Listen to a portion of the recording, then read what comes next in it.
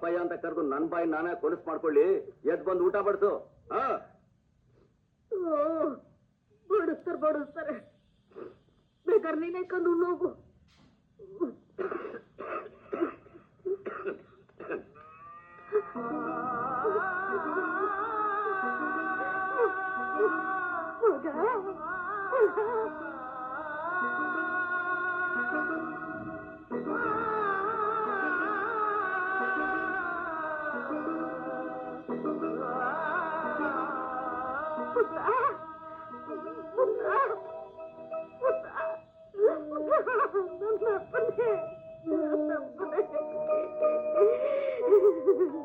ನೋಡಿ ಎಷ್ಟು ವರ್ಷ ಆಯ್ತು.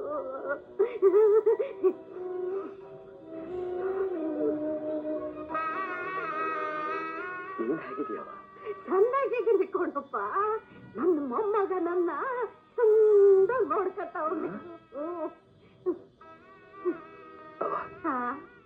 ನನ್ನ ಮಗನ ಒಂದ್ ಕಿತ ನೋಡ್ಬೇಕವ.